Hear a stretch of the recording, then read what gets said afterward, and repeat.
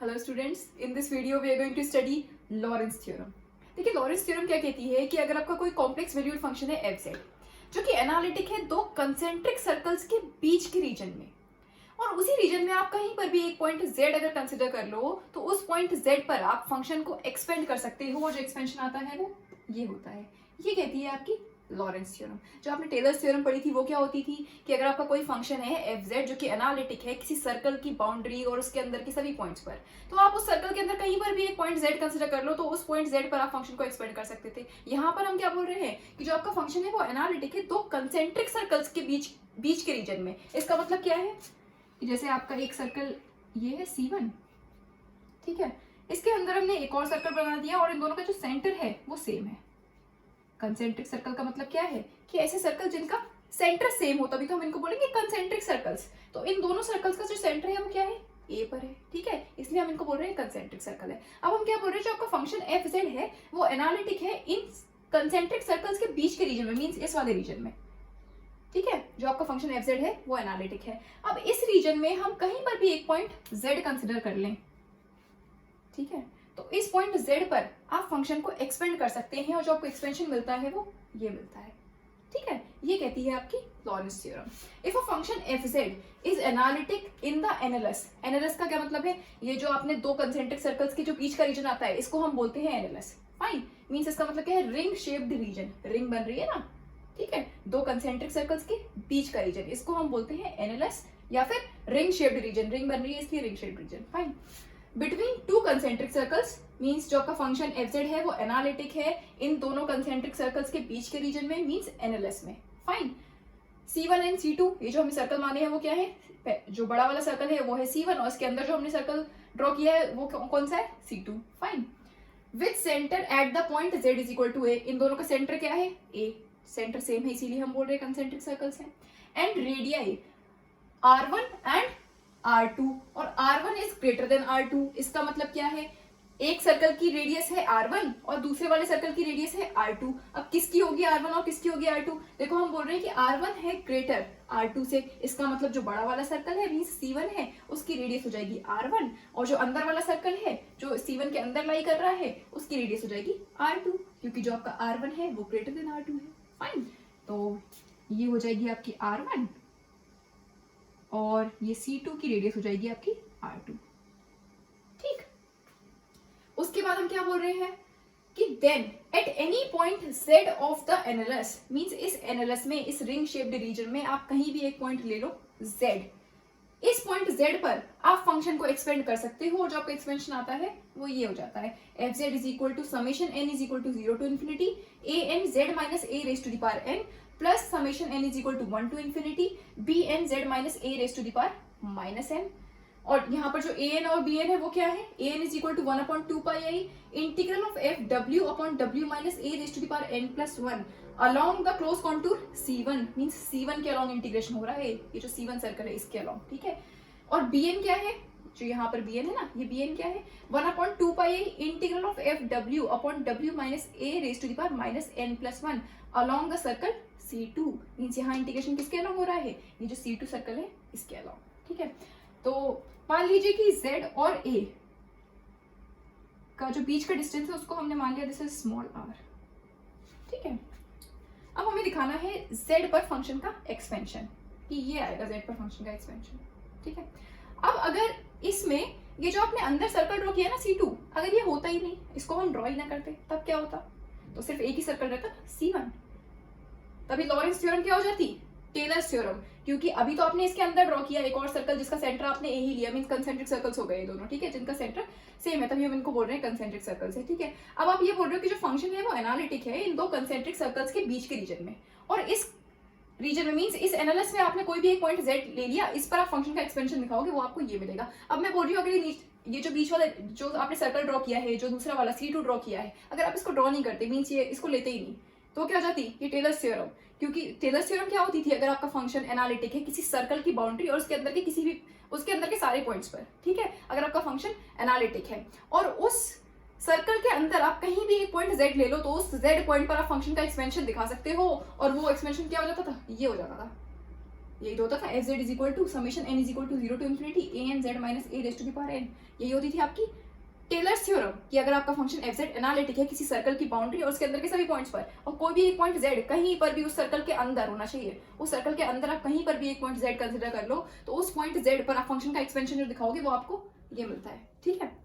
ये पढ़ते थे हम टेलर्स थ्योरम में। यहाँ पर हमने एक और सर्कल ड्रॉ कर लिया, मीन्स ये वाला टर्म आ गया। ठीक है, अगर ये नहीं होता मीन्स ये C2 के अलावा तो इंटीग्रेशन हो ही नहीं रहा होता, C2 होता ही नहीं। अगर C2 सर्कल ड्रॉ ही नहीं करते तो मीन्स ये इंटीग्रेशन तो आता ही नहीं आपका, C2 के अलावा इंटीग्रेशन होता ही नहीं। मीन्स सिर्फ ये वाला होता, C1 के अलावा इंटीग्रेशन हो रहा होता, मीन्स सिर्फ ये वाला टर्म आ जाता। ठीक है, अभी हमने क्या किया है कि इसके अंदर एक और सर्कल बना लिया है, दो कंसेंट्रिक सर्कल्स हो गए। अब हमें क्या करना है लॉरेंस थ्योरम में कि इसके बीच के रीजन में मीन्स इस एनालिस में एक पॉइंट कंसिडर करेंगे Z, और इस Z पर हम फंक्शन का एक्सपेंशन दिखाएंगे जो कि आपको ये मिलेगा। ठीक है, ये करना है हमें लॉरेंस थ्योरम में कि अगर आपका फंक्शन एनालिटिक है इस एनालिस में मींस कंसेंट्रिक सर्कल्स के बीच के रीजन में, और फिर इस एनालिस में आप कहीं भी एक पॉइंट Z कंसीडर कर लो तो उस पॉइंट Z पर आप फंक्शन को एक्सपेंड कर सकते हो, और जो एक्सपेंशन आता है वो ये होता है। ठीक है, यहाँ पर an और bn क्या होते हैं, दीज। फाइन, तो अब इसको प्रूव करेंगे। फाइन, देखिए हमने दो कंसेंट्रिक सर्कल्स ड्रॉ करे C1 और C2, जिनका सेंटर कहाँ पर है A पर, और जो C1 सर्कल है उसकी रेडियस हमने ली है कैपिटल R1, और जो C2 सर्कल है उसकी रेडियस हमने ली है कैपिटल R2। ठीक है, उसके बाद हमने क्या किया कि एक पॉइंट Z कंसीडर किया है इस एनालिस में, मींस इस रिंग शेप्ड रीजन में हमने एक पॉइंट Z कंसीडर किया है। इस पॉइंट Z को आप कहीं भी चूज कर सकते थे, इसमें इस एनालिस में आप कहीं पर भी चूज कर सकते थे। मींस ये जो आपने दो कंसेंट्रिक सर्कल्स बनाए हैं इनके बीच के रीजन में आप इस पॉइंट Z को कहीं पर भी चूज कर सकते थे, हमने यहाँ पर चूज कर लिया। ठीक है, अब इस पॉइंट Z पर हम फंक्शन का एक्सपेंशन दिखाएंगे। ठीक है, और हमने क्या किया कि Z और A का जो बीच का डिस्टेंस है उसको हमने कंसीडर कर लिया rho. Fine, so let C1 and C2 be two concentric circles with center at A and radii R1 and R2 respectively. Let C1 and C2 be two concentric circles with center at A and radii R1 and R2 respectively. इसका मतलब क्या है कि C1 और C2 हमने दो concentric circles draw करे जिनका सेंटर क्या है A। concentric circles है मीन्स उनका सेंटर सेम होगा, सेंटर सेम है मीन्स A पर है, C1 का सेंटर भी यही है और C2 का सेंटर भी यही है। ठीक है, तो दो कंसेंट्रिक सर्कल्स ड्रॉ करें हमने C1 और C2 जिनका सेंटर कहाँ पर है A पर, और जो C1 सर्कल है उसकी रेडियस है कैपिटल R1 और C2 सर्कल की रेडियस है कैपिटल R2। फाइन, तो C1 and C2 be two concentric circles with center at A and radii R1 and R2 respectively, means C1 की रेडियस R1 and C2 की radius R2। Fine, also let Z be any point in the annulus। फिर हमने क्या किया एक Z point consider किया इस एनालिस में, इस पॉइंट Z को आप कहीं पर भी चूज कर सकते थे इस एनालिस में। ठीक है, मींस इस रिंग शेप्ड रीजन में, तो हमने यहाँ पर चूज कर लिया। तो means let Z be any point in the annulus and if mod of Z minus A is equal to rho, means Z और A का जो बीच का डिस्टेंस है उसको हमने क्या कंसीडर किया है रो। देन जो आपका रो है वो किसके बीच में लाई कर रहा है, देखो जो आपका रो है मींस Z और A का जो बीच का डिस्टेंस है वो R1 से छोटा है। R1 क्या है C1 सर्कल की रेडियस है, और जो Z पॉइंट है ये C1 के अंदर लाई कर रहा है, इसका मतलब R1 से तो छोटा होगा रो। ठीक है, R1 से छोटा है। ठीक, और जो Z पॉइंट है वो C2 सर्कल के बाहर है, इसका मतलब C2 की जो रेडियस है मींस C2 सर्कल की जो रेडियस है उससे बड़ा होगा रो। ठीक है, क्योंकि जो आपका Z पॉइंट है वो C2 सर्कल के बाहर है, इसका मतलब rho is greater than R2, mean C2 circle की जो रेडियस है R2 इससे बड़ा हो जाएगा रो। तो rho lies between R2 and R1, smaller than R1 and greater than R2। Fine, now by Cauchy's integral formula for multi-connected region,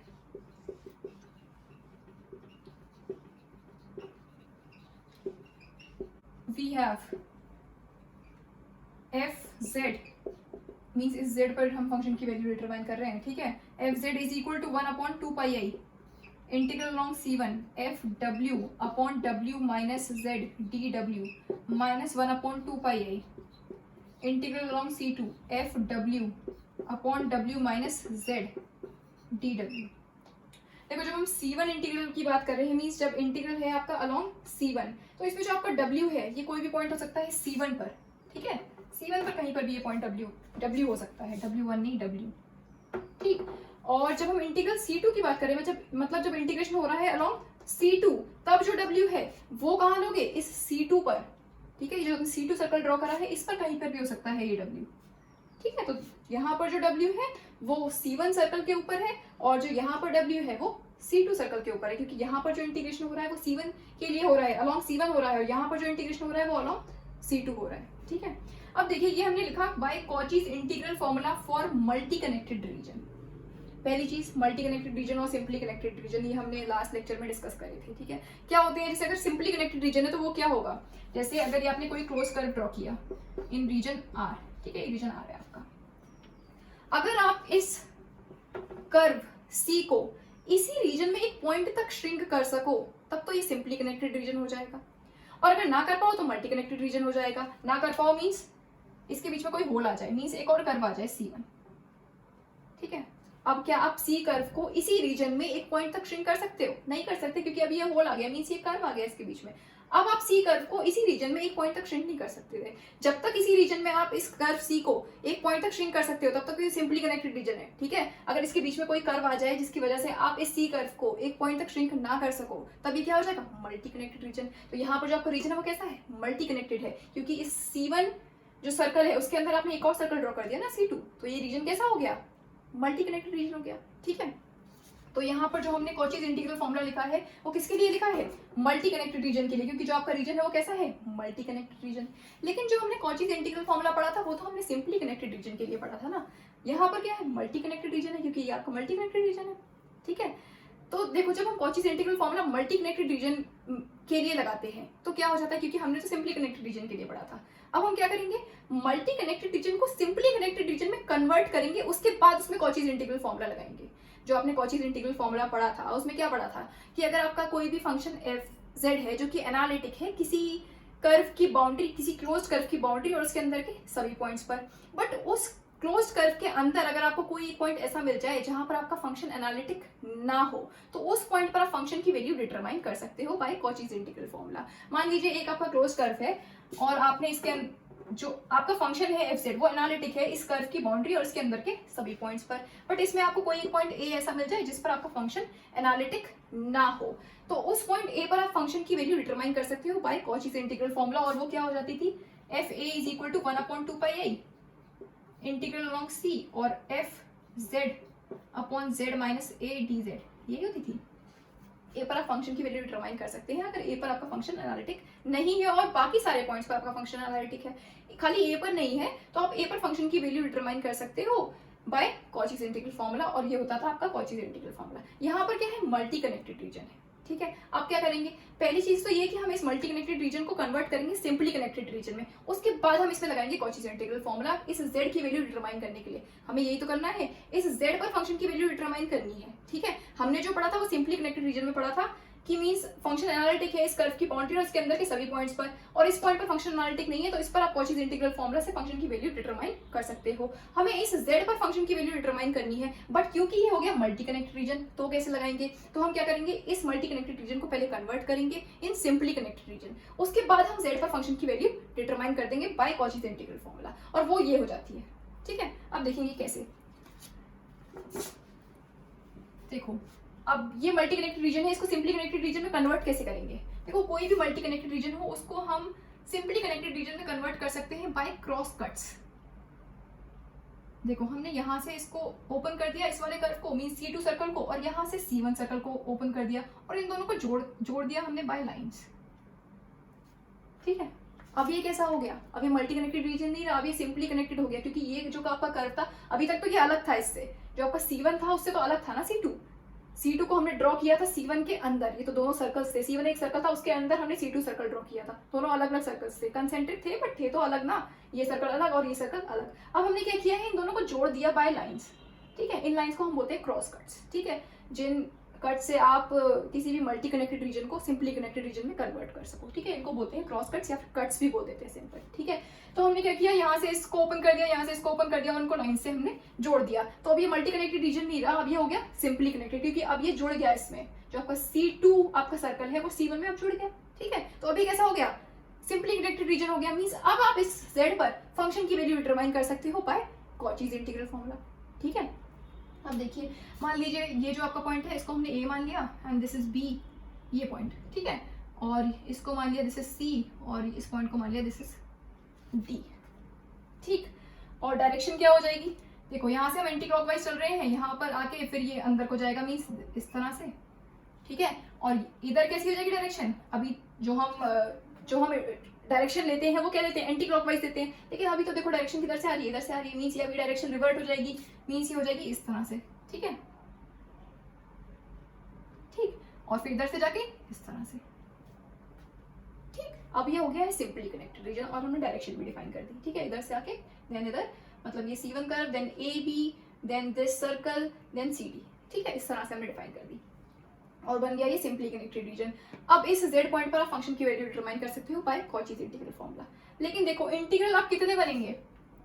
एक integral तो इस C1 सर्कल के अलॉन्ग होगा,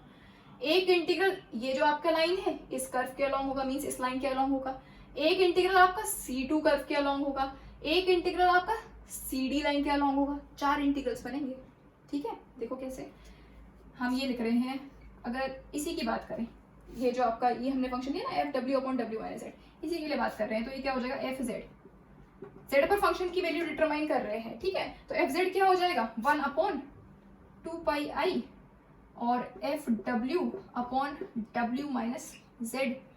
dW, ठीक है। अभी देखो यहाँ पर जो हम कर्व लिखते हैं वो कर्व लिखते हैं ना, मींस जिसके अलॉन्ग आपका इंटीग्रेशन हो रहा है, जैसे सर्कल C1 के अलॉन्ग इंटीग्रेशन हो रहा है तो यहाँ पर C1 लिख दिया, यहाँ पर C2 सर्कल के लिए इंटीग्रेशन हो रहा है, C2 सर्कल के अलॉन्ग हो रहा है तो यहाँ पर C2 लिख दिया, ठीक है। अब मैं बोल रही हूँ कि यहाँ पर तो आपके 4 इंटीग्रेशन बन रहे हैं, मीन्स अलॉन्ग C1 होगा, फिर अलॉन्ग AB होगा, फिर अलॉन्ग दिस C2 होगा, फिर अलॉन्ग CD होगा, 4 इंटीग्रेशन बनेंगे, ठीक है। तो हम क्या लिख सकते हैं इसमें, पहले तो इंटीग्रेशन होगा अलॉन्ग C1, ठीक है, उसके बाद अलॉन्ग AB, तो C1 प्लस AB, ठीक है। उसके बाद C2 के अलॉन्ग, लेकिन माइनस C2, इसको तो हम हटा रहे हैं ना, तो माइनस C2, उसके बाद प्लस CD, ठीक है। देखो 4 इंटीग्रेशन बन रहे हैं आपका, पहला C1 के अलॉन्ग, फिर प्लस ये आपका फंक्शन आएगा, ठीक है, प्लस AB के अलॉन्ग, प्लस फिर उसके बाद माइनस है, ठीक है, माइनस C2 और फिर CD के अलॉन्ग, ठीक। हम क्या कर रहे हैं, फंक्शन की वैल्यू डिटरमाइन कर रहे हैं Z पर, क्योंकि ये आपका मल्टी कनेक्टेड रीजन था, इसलिए हमने क्या किया, पहले इसको हमने सिंपली कनेक्टेड रीजन में कन्वर्ट किया क्रॉस कट्स लगा के, मींस इसको हमने ज्वाइन कर दिया, ये जो C2 सर्कल था इसको हमने ज्वाइन कर दिया C1 सर्कल में, तो ये बन गया सिंपली कनेक्टेड, ठीक है। अब हम क्या करेंगे, अब Z पर हम फंक्शन की वैल्यू डिटरमाइन कर रहे हैं। अब Z पर हम फंक्शन की वैल्यू डिटरमाइन करते हैं बाय कॉचीज इंटीग्रल फॉर्मूला, मतलब मींस अगर आपका फंक्शन एनालिटिक है किसी कर्व की बाउंड्री और उसके अंदर के सभी पॉइंट्स पर, बट एक पॉइंट ऐसा मिल जाए उस कर्व के अंदर जहां पर आपका फंक्शन एनालिटिक ना हो, मींस एक सिंगुलर पॉइंट मिल जाए, तो उस पॉइंट पर आप फंक्शन की वैल्यू डिटरमाइन कर सकते हो बाय कॉचीज इंटीग्रल फॉर्मूला। और मैंने अभी बताया था क्या होता है, FZ is equal to f, जैसे a पॉइंट है अगर आपका जिस पर आपका फंक्शन एनालिटिक नहीं है, तो fa is equal to 1/2πa integral of fz upon z minus a dz, यही होता है along that close curve C, ठीक है। यहाँ पर हम ये z के लिए फंक्शन की वैल्यू डिटरमाइन करना चाह रहे हैं, ठीक है, इस z के लिए, और हमने ये जो आपका रीजन था इसको भी हमने सिंपली कनेक्टेड बना लिया इस क्रॉस कट से, ठीक है। तो अब इस z पर हम फंक्शन की वैल्यू डिटरमाइन कर सकते हैं बाय कॉचीज इंटीग्रल फॉर्मूला। लेकिन अब जो आपका इंटीग्रेशन होगा, क्योंकि अब आपके कर्व कई सारे हो गए ना, एक तो ये C1 हो गया, फिर आपका AB हो गया, फिर उसका बाद C2 हो गया, फिर उसके बाद CD हो गया, तो इन सबके अलॉन्ग आपको इंटीग्रेशन करना पड़ेगा ना, ठीक है, जब हम z के लिए फंक्शन की वैल्यू डिटरमाइन कर रहे हैं बाय कॉचीज इंटीग्रल फॉर्मूला। तो ठीक है, तो पहले तो हो रहा है इंटीग्रेशन अलॉन्ग ये जो आपका है C1 के अलॉन्ग हो रहा है, ठीक है। उसके बाद AB के अलॉन्ग, तो AB आ गया, उसके बाद C2 के अलॉन्ग, ठीक है। तो इस C2 को तो हम माइनस कर रहे हैं, तो क्या आ जाएगा माइनस C2, ठीक है। उसके बाद CD के अलॉन्ग, तो क्या आ जाएगा प्लस CD, ठीक है। तो मीन्स 4 इंटीग्रेशन बनेंगे, पहला C1 के अलॉन्ग, फिर AB के अलॉन्ग, फिर C2 के अलॉन्ग, फिर CD के अलॉन्ग। लेकिन देखिए जो आपका ये AB और CD है ये तो ऑलमोस्ट ये बराबर होंगे ना, ठीक है। इसका मतलब इनके जो इंटीग्रेशन की वैल्यू आएगी वो ऑलमोस्ट सेम आएगी, ठीक है। मींस AB के अलॉन्ग जो आप इंटीग्रेशन करोगे और CD के अलॉन्ग इंटीग्रेशन करोगे, क्योंकि फंक्शन तो आपका सेम है ना, इसका मतलब AB के अलॉन्ग जो इंटीग्रेशन करोगे और जो CD के अलॉन्ग इंटीग्रेशन करोगे उन दोनों की वैल्यूज ऑलमोस्ट सेम आएंगी, लेकिन इन दोनों की डायरेक्शंस अलग हैं। यहाँ पर डायरेक्शन मीन्स ये अंदर को आ रहा है AB है, यहाँ पर ये बाहर को जा रहा है मीन्स CD है, ठीक है। मीन्स इन दोनों की जो डायरेक्शंस हैं वो डिफरेंट है। अब डायरेक्शंस डिफरेंट है क्योंकि देखो इनकी जो वैल्यूज आएंगी वो तो सेम आएंगी, बट क्योंकि डायरेक्शन डिफरेंट है तो एक पॉजिटिव में आएगी और एक नेगेटिव में आएगी। ये क्या हो रहा है, ये अंदर की तरफ आ रहा है, ये भी है, और ये बाहर की तरफ जा रहा है आपका एरो, मीन्स ये CD, ठीक है। इसका मतलब इन दोनों की जो डायरेक्शंस है वो डिफरेंट हो गई हैं, लेकिन आपके इंटीग्रल्स तो सेम है, क्योंकि ये क्या है, ये ऑलमोस्ट सेम ही तो है, AC और AB। इसका मतलब जब आप ये इंटीग्रल्स को आप इवेलुएट करोगे तो जो आपको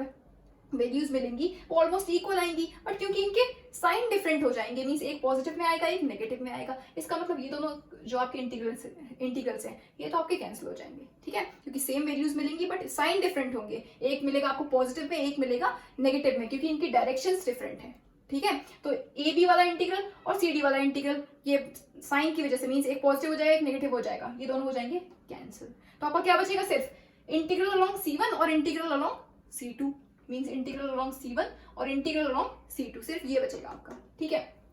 और ये AB और ये CD वाले तो ये कैंसिल हो गए क्योंकि इनकी डायरेक्शंस डिफरेंट थी, ठीक है। तो आपको क्या बचा, C1 और C2 बचा। तो यहाँ पे हमने वही दिखाया ना, अलोंग C1 और अलोंग C2 अलग अलग करके लिख लिया हमने इंटीग्रल्स में। तो क्या मिलेगा 1/2 pi integral along C1 FW/W - Z dW और माइनस इंटीग्रल मतलब 1/2 pi integral along C2 FW/W - Z dW, ठीक है। तो वो दोनों इंटीग्रल्स आपके यहाँ पर आ गए और ये AB और CD वाले कैंसिल हो गए क्योंकि इन लोगों की जो डायरेक्शंस थी वो डिफरेंट थी और जो इंटीग्रल्स आप इवैल्यूएट करते वो आपके सेम आते, डायरेक्शंस डिफरेंट हो गई थी, इसलिए ये वाले इंटीग्रल्स आपके कैंसिल हो गए। सिर्फ क्या बचा, C1 के अलॉन्ग इंटीग्रल माइनस C2 के अलॉन्ग इंटीग्रल, ठीक है।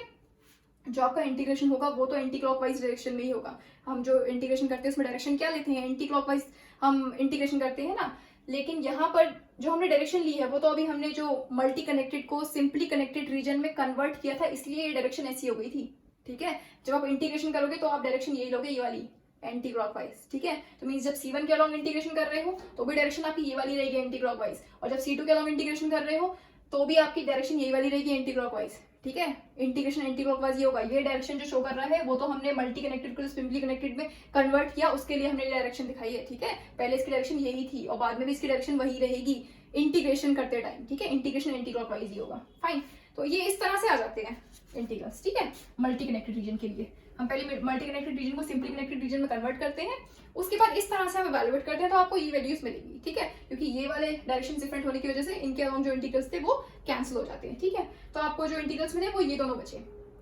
तो z पर जो हम फंक्शन की वैल्यू डिटरमाइन कर रहे हैं वो आपको क्या मिल गई, 1/2 pi integral of FW/W - Z along this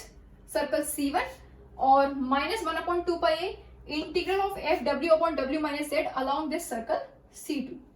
ठीक। इस तरह से आई है इंटीग्रल्स। अब हम क्या करेंगे, जैसे हम टेलर्स थ्योरम पढ़ते थे ना, हम वहां पर हमने क्या किया था कि यहाँ से हम 1/W - Z को निकाल लेते हैं और उसको अलग से इवैल्यूएट कर लेते हैं, ठीक है। उसके बाद चाहो तो उस 1/W - Z की वैल्यू को उठाकर यहाँ पर पुट कर दो, चाहो तो FW/2 पाई को मल्टीप्लाई कर दो उसमें और फिर अलॉन्ग C1 इंटीग्रेट कर दो, यहाँ पर अलॉन्ग C2 इंटीग्रेट कर दो, ठीक है।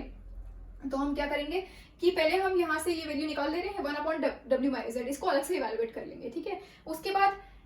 FW/2 पाई से मल्टीप्लाई कर देंगे और अलॉन्ग C1 इंटीग्रेट कर देंगे, तो आपको ये टर्म मिल जाएगा, ठीक है। उसके बाद यहाँ पर क्या करेंगे, यहाँ पर देखो ये माइनस है, ठीक है। तो यहाँ पर हम वैल्यू किसकी डिटरमाइन करेंगे, -1/W - Z, इसकी वैल्यू हम अलग से डिटरमाइन कर लेंगे और फिर उसके बाद FW/2 पाई से मल्टीप्लाई कर देंगे और अलॉन्ग C2 इंटीग्रेट कर देंगे, ठीक है। आप चाहो तो जो वैल्यूज आएंगी उसको उठाकर यहाँ पर पुट कर दो, एक ही बात है। चाहे तो FW/2 पाई से मल्टीप्लाई करो और इंटीग्रेट कर दो C1 के अलॉन्ग, या फिर उठाकर यहाँ पर पुट करो, तो यहाँ पर भी तो यही हो रहा है ना कि जो आपकी वैल्यू मिलेगी उसको FW/2 पाई से मल्टीप्लाई हो रही है और C1 के अलॉन्ग इंटीग्रेट हो रही है, ठीक है।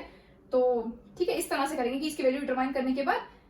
FW/2 पाई से मल्टीप्लाई कर देंगे और C1 के अलॉन्ग इंटीग्रेट कर देंगे, यहाँ पर FW/2 पाई से मल्टीप्लाई करने के बाद C2 के अलॉन्ग इंटीग्रेट कर देंगे। यहाँ पर वैल्यू डिटरमाइन करेंगे 1/W - Z की, यहाँ पर वैल्यू डिटरमाइन करेंगे -1/W - Z की, ठीक है। उसके बाद इंटीग्रेट करेंगे, फाइन।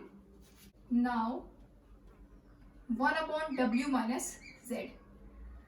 देखो जो 1/w माइनस जेड है ये हम किसके लिए डिटरमाइन कर रहे हैं, जो आपका पहला वाला इंटीग्रल था ना, मींस इंटीग्रल अलोंग c1 जो था उसके लिए हम डिटरमाइन कर रहे हैं 1/w माइनस जेड, ठीक है। तो फॉर फर्स्ट इंटीग्रल, जब सेकंड वाले इंटीग्रल के लिए करेंगे तब क्या हो जाएगा, -1/w माइनस जेड को डिटरमाइन करेंगे, फाइन। तो अभी 1/w माइनस जेड को डिटरमाइन कर रहे हैं फॉर फर्स्ट इंटीग्रल। तो 1/w माइनस जेड, इसमें आप डिनोमिनेटर में a को ऐड कर दो और a को सब्ट्रैक्ट कर दो, तो देखो क्या मिल जाएगा, माइनस जेड माइनस ए। देखो a को हमने ऐड कर दिया, a को सब्ट्रैक्ट कर दिया, ये नेगेटिव नेगेटिव है ना, negative negative means positive, means a को हमने ऐड किया और a को सब्ट्रैक्ट कर दिया, तो क्या मिला, w माइनस ए माइनस जेड माइनस ए। अब डिनोमिनेटर में w माइनस ए को कॉमन ले लो, तो ये क्या मिल जाएगा, 1/w माइनस ए और 1 minus Z minus a upon w minus a, ठीक है। और अगर इस टर्म को आप न्यूमरेटर में ले जाओगे तो मींस इसका इनवर्स हो जाएगा, तो क्या मिल जाएगा, 1/w माइनस ए और ये हो जाएगा आपका 1 minus Z minus a upon w minus a का इनवर्स, ये मिल गया आपको, ठीक है। अब हम क्या करेंगे कि ये वाला जो टर्म है इसको हम बाइनोमियल से एक्सपेंड कर देंगे, ठीक है। तो क्या मिलेगा, देखो 1/w माइनस ए और इसको एक्सपेंड कर रहे हैं बाय बाइनोमियल, तो क्या मिल जाएगा, 1 plus z minus a upon w minus a plus z minus a upon w minus a का whole square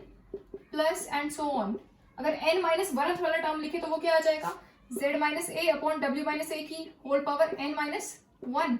next term nth term हो जाएगा z minus a upon w minus ए की पावर n। नेक्स्ट टर्म जो आएगा वो n plus one power होगी उसकी, तो वो क्या हो जाएगा, z minus a upon w minus ए की whole power n plus one plus and so on. ये हमने इसको एक्सपेंड कर दिया बाय बाइनोमियल, ठीक। अब देखो 1/w minus a, 1 plus z minus a upon w minus a plus z minus a upon w minus a का whole square plus and so on plus z minus a upon w minus ए की power n minus one.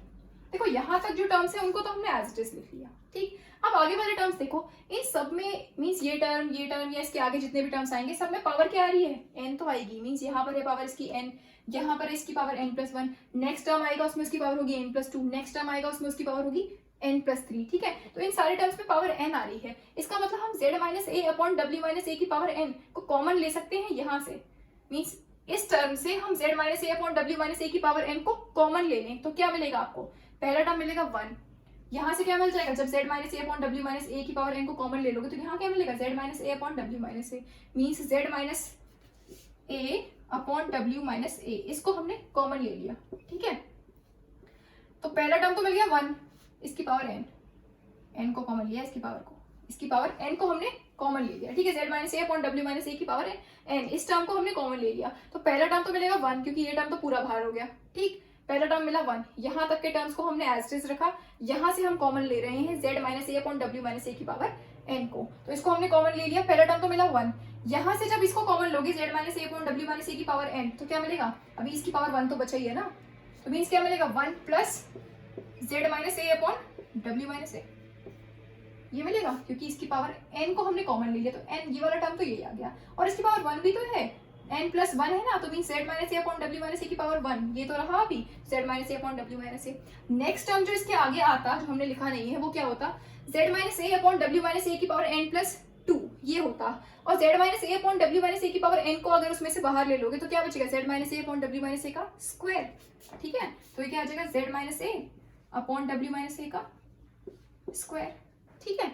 Plus अगर next time लिखेंगे तो क्या आएगा, z minus a upon w minus a का cube, फिर लिखेंगे तो क्या आएगा, z minus a upon w minus ए की power 4 plus and so on, ठीक है, is equal to 1 upon w minus a, 1 plus z minus a upon w minus a plus z minus a upon w minus a का whole square plus and so on, ये वाला term z minus a upon w minus ए की power n minus one plus है ना यहाँ पर बीच में, ये आपका n माइनस वन टर्म था, प्लस दिस था ना, तो प्लस आएगा बीच में, plus z minus a upon w minus ए की पावर n। अब देखो ये जो आपकी सीरीज बन रही है, 1 plus z minus a upon w minus a plus z minus a upon w minus a का होल स्क्वायर, नेक्स्ट टर्म आता तो वो हो जाता z minus a upon w minus a का whole cube plus and so on, इस तरह से आता है, ठीक है। तो जो आपका सीरीज बन रही है कहाँ तक जा रही है, इन्फिनिटी तक जा रही है, मीन्स ये क्या बन रहा है, इन्फिनाइट जीपी बन रही है ना, ठीक है। और sum of infinite terms of GP क्या होता है, ए अपॉन 1 माइनस आर, तो लगा सकते हैं इसमें। यहाँ पर जो आपका ए है, मीन्स ए क्या होता है आपका first term of the series, यहाँ पर फर्स्ट टर्म क्या है 1, तो ए हो जाएगा आपका 1। और आर क्या है, आर क्या होता है कॉमन रेशियो, तो कॉमन रेशियो क्या है यहाँ पर आपकी जीपी का, z minus a upon W minus a, यही तो है। फर्स्ट टर्म है आपका 1, सेकंड टर्म क्या है z minus a upon W minus A, third term क्या है z minus a upon W minus a का होल स्क्वायर, नेक्स्ट टर्म आता तो z minus a upon W minus a का होल क्यूब हो जाता। इसका मतलब कॉमन रेशियो क्या मिल रहा है आपको, z minus a upon W minus a, यही तो मिल रहा है, ठीक है। तो r हो जाएगा आपका z minus a upon W minus a हो जाएगा आपका 1, ठीक है। कर सकते हैं sum of infinite terms of GP means a upon 1 minus r, a हो गया 1 अपॉन 1 माइनस r क्या है z minus a upon W minus a, तो z minus a upon W minus a, ठीक, is equal to 1 upon W minus a और 1 plus z minus a upon W minus a plus z minus a upon W minus a का whole square plus and so on till z minus a upon W minus ए की power n minus 1 plus z minus a upon W minus ए की power n, ठीक है। और देखो इस term को थोड़ा सा सॉल्व कर लो, मीन्स ये नीचे डिनोमिनेटर पे एलसीएम ले लो, तो क्या मिल जाएगा w माइनस ए माइनस z माइनस ए, ये मिल जाएगा 1 अपॉन, देखो नीचे एलसीएम लोगे तो क्या मिलेगा w माइनस ए और माइनस z प्लस ए, ये माइनस को मैंने मल्टीप्लाई कर दिया ब्रैकेट के अंदर, तो माइनस z प्लस ए, ठीक है, क्योंकि यहाँ पर ऑलरेडी नेगेटिव था, नेगेटिव नेगेटिव पॉजिटिव हो गया, तो w माइनस ए माइनस z प्लस ए अपॉन में w माइनस ए, ठीक है, यही मिल रहा है, डिनोमिनेटर में हमने एलसीएम ले लिया, ठीक। अब देखो माइनस ए और प्लस ए ये तो हो जाएगा कैंसिल, और w माइनस ए यहाँ पर है, मीन्स इसको न्यूमरेटर में ले जा सकते हो, क्या मिलेगा आपको w minus a upon w minus z, ठीक, तो w minus a upon w minus z ये मिल गया, ठीक है। और अब इस 1 अपॉन w माइनस ए को ब्रैकेट के अंदर मल्टीप्लाई कर दो, ठीक है, तो देखो क्या मिलेगा 1 अपॉन w माइनस ए, मल्टीप्लाई कर रहे हैं इस टर्म को ब्रैकेट के अंदर, पहला टर्म 1 था तो ये डायरेक्टली मल्टीप्लाई हो गया 1 अपॉन डब्ल्यू माइनस ए, यहाँ पर देखो z माइनस ए अपॉन, यहाँ पर ऑलरेडी w माइनस ए है और एक और w माइनस ए को मल्टीप्लाई करोगे तो क्या मिल जाएगा w माइनस ए का whole square, next term z minus a का होल स्क्वायर फिर w माइनस ए का क्यूब, क्योंकि यहाँ पर w माइनस ए से मल्टीप्लाई कर रहे हैं और यहाँ पर इसका स्क्वायर है, तो यहाँ नीचे क्या हो जाएगा cube plus and so on, यहाँ पर z माइनस ए की पावर n माइनस 1 और w माइनस ए की पावर n माइनस 1 है, इसमें एक और w माइनस ए से जब मल्टीप्लाई कर दोगे तो क्या हो जाएगी इसकी पावर w माइनस ए की पावर n, ठीक है, क्योंकि ऑलरेडी इसकी पावर n माइनस 1 थी, एक और से जब मल्टीप्लाई कर दिया तो ये क्या होगी w माइनस ए की पावर n, मीन्स क्या हो जाएगी इसकी पावर क्या हो जाएगी n माइनस 1 प्लस 1, तो माइनस 1 प्लस 1 कैंसिल, क्या आ जाएगा n, ठीक, और प्लस जब इस टर्म में मल्टीप्लाई करोगे तो देखो w माइनस ए यहाँ पर है और w माइनस ए यहाँ पर है, w 1 अपॉन w माइनस ए से मल्टीप्लाई कर रहे हैं ना, तो यहाँ पर ऑलरेडी w माइनस ए है, तो ये w माइनस ए और ये वाला w माइनस ए कैंसिल हो जाएगा इस टर्म में, तो ये आपको क्या मिल जाएगा z minus a upon w minus ए की whole power n 1 upon w minus z, ये मिल गया आपको, ठीक है। हम क्या इवेलुएट कर रहे थे 1 अपॉन w माइनस z, ये तो इवेलुएट कर रहे थे हम, ठीक। अब हम क्या करेंगे, देखो मैंने बताया था या तो आप इस टर्म को उठा के जो 1 अपॉन डब्ल्यू माइनस जेड है इसको उठा के जो हमने पहला वाला इंटीग्रल था आपका अलोंग C1 उसमें उठा के इस वैल्यूज को पुट कर दो, या फिर ये करो कि एफ डब्ल्यू अपॉन 2 से मल्टीप्लाई कर दो और अलोंग C1 इंटीग्रेट कर दो, एक ही बात है ना, चाहे तो उठा के पुट करो, चाहे तो एफ डब्ल्यू अपॉन 2 से मल्टीप्लाई करने के बाद अलोंग C1 इंटीग्रेट कर दो, तो हम इसमें मल्टीप्लाई कर दे रहे हैं F W upon 2 and integrate counter clockwise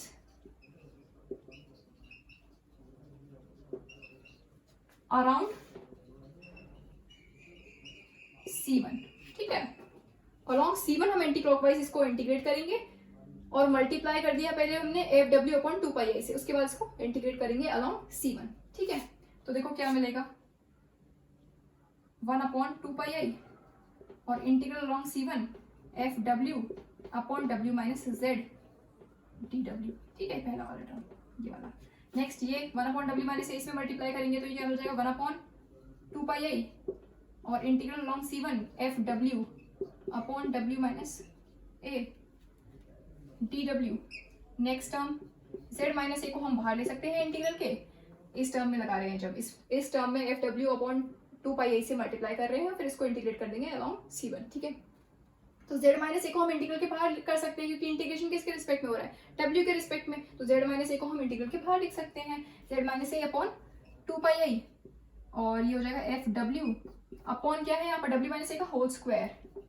w minus a का होल स्क्वायर और डी डब्ल्यू, ठीक है,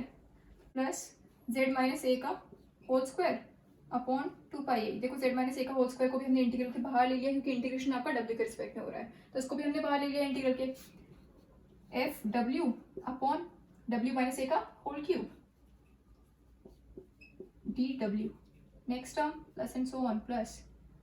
यहाँ पर भी z minus a raise to the power n minus 1, इसको हम इंटीग्रल के बाहर लिख सकते हैं अपॉन 2 और इंटीग्रल अलॉन्ग C1, और ये हो जाएगा f W upon w minus ए की पावर n डी डब्ल्यू, ठीक है। और ये वाला टर्म इसको भी कर लो इंटीग्रेट, एफ डब्ल्यू और 2 अपॉन 2 से मल्टीप्लाई करने के बाद, तो ये क्या मिल जाएगा आपको 1 अपॉन 2 इंटीग्रल अलॉन्ग C1। अभी इसमें से कोई टर्म को हम बाहर नहीं दे रहे हैं, सबको अंदर ही लिख रहे हैं, ठीक है। तो इंटीग्रल अलॉन्ग C1 और z minus a upon w minus ए की power n, F W upon 2 से मल्टीप्लाई कर रहे हैं ना, तो एफ डब्ल्यू अपॉन 2 और बाकी ये वाला टर्म, ठीक है, w माइनस जेड डी डब्ल्यू, ठीक। अब देखिए जो आपने Cauchy's integral formula for higher order derivative पढ़ा था, वो क्या होता है, nth derivative of function at a is equal to factorial n upon 2 integral along, जैसे यहाँ पर C1 की बात कर रहे हैं तो C1 के लिए लिख रहे हैं, ठीक है, और f W upon w minus ए की पावर n प्लस 1 टी डब्ल्यू, यही पढ़ा है हमने, पढ़ा था एफ ए, यहाँ पर एफ जेड था, यहाँ पर जो आप कॉम्प्लेक्स वैल्यूड फंक्शन ले रहे हो वो एफ डब्ल्यू ले रहे हो, तो एफ डब्ल्यू के लिए लिख दिया, अलॉन्ग C1 है तो अलॉन्ग C1 के लिए लिख दिया, ठीक है, Cauchy integral formula for higher order derivative. तो nth derivative of function at a is equal to factorial n upon 2 integral of F W upon w minus a raise to the power n plus 1 along C1, यही होता है आपका Cauchy integral formula for higher order derivative. या इसको हम इस तरह से लिख सकते हैं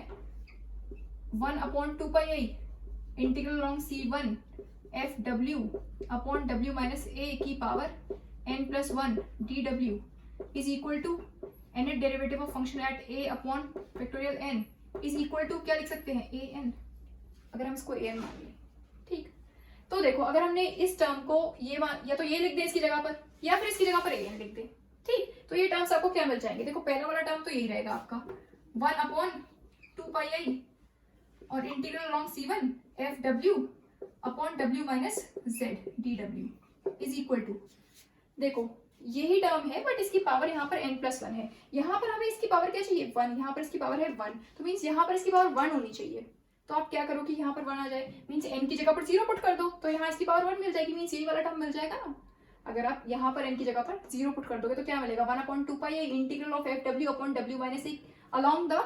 सर्कल C1, मीन्स यही वाला टर्म मिलेगा बिल्कुल, ठीक है। तो मीन्स n की जगह पर 0 पुट करने पर ये टर्म मिल रहा है, मीन्स अगर इस फॉर्म में लिखोगे या इस फॉर्म में लिखो तो इस फॉर्म में क्या लिख सकते हो f और यहाँ n की जगह 0 आ जाएगा, n की जगह 0 का मतलब ये थोड़ा ना है कि इसकी पावर 0 होगी, इसका मतलब इसका डेरिवेटिव नहीं है, means f a means function की value at a upon 0 factorial means 1, तो सिर्फ f a लिख सकते हैं, ठीक है, इसकी जगह।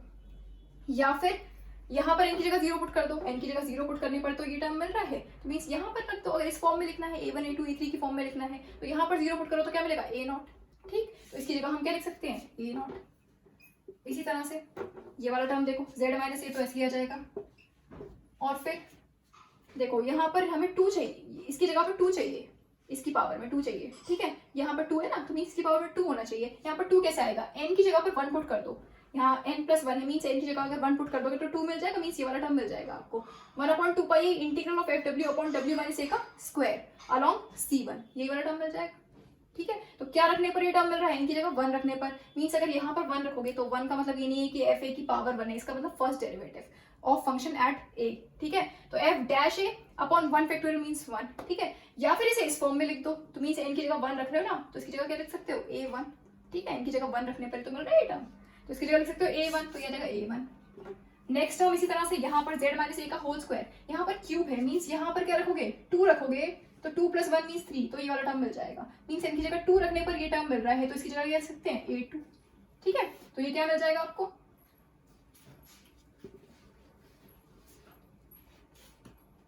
प्लस z माइनस ए का होल स्क्वायर a2। ठीक है, इसी तरह से अगर ये वाला टर्म लिखें plus and so on plus ये वाला, तो z माइनस ए की पावर n माइनस वन क्या मिलेगा a n माइनस वन। जैसे यहाँ पर इसका स्क्वायर है तो a2 मिला, यहाँ पर इसकी पावर 1 है तो 1 मिला, यहाँ पर n माइनस वन है तो यहाँ क्या मिलेगा n माइनस वन। इसी तरह से नेक्स्ट वाला टर्म जो आपका nth टर्म था ये वाला टर्म, इसकी जगह इसको ऐसे लिख लो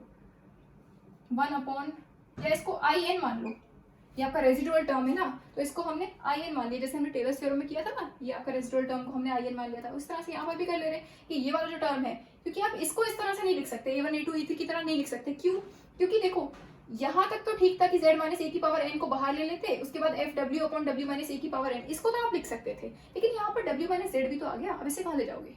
ठीक है, इसका मतलब इसको आप इस तरह से a1 a2 a3 की फॉर्म में नहीं लिख सकते, इसको हमने ये जो आपका रेजिडुअल टर्म है इसको हमने मान लिया in। ठीक है, तो वेयर an क्या है आपका, an आप किसको मान रहे हो 1 upon 2 pi integral along c1 और f w upon w minus ए की पावर n प्लस वन, इसी को तो मान रहे हो। लेट इट बी इक्वेशन 1, इसको इक्वेशन 1 मान लिया। ठीक है, और यहाँ पर जो an है वो क्या है 1 upon 2 pi integral along c1 f w upon w minus ए की power n plus one dw, और in क्या लिया है हमने, in ये आपका रेजिडुअल टर्म ये वाला 1 upon 2 pi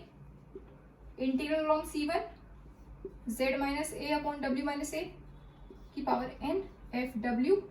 upon w minus z dw। अब क्या करेंगे, सेम वैसे जैसे हमने टेलर्स थ्योरम में किया था, क्या किया था, इस अगर हम इसको दिखा दें कि in tends to 0 as n tends to infinity, तो as n tends to infinity पर आपकी सीरीज कैसी हो जाएगी, कन्वर्जेंट हो जाएगी, और as n tends to infinity पर अगर आपकी सीरीज कन्वर्जेंट है मींस आप इस सीरीज को एक्सटेंड कर सकते हो इन्फिनिटी तक। ठीक है, तो हम ये दिखाएंगे कि this in tends to 0 as n tends to infinity. ठीक है, और इसको दिखाने के लिए क्या करेंगे, in का मॉड ले लो, मींस ये पूरे टर्म का मॉड हो जाएगा, तो 1 upon 2 pi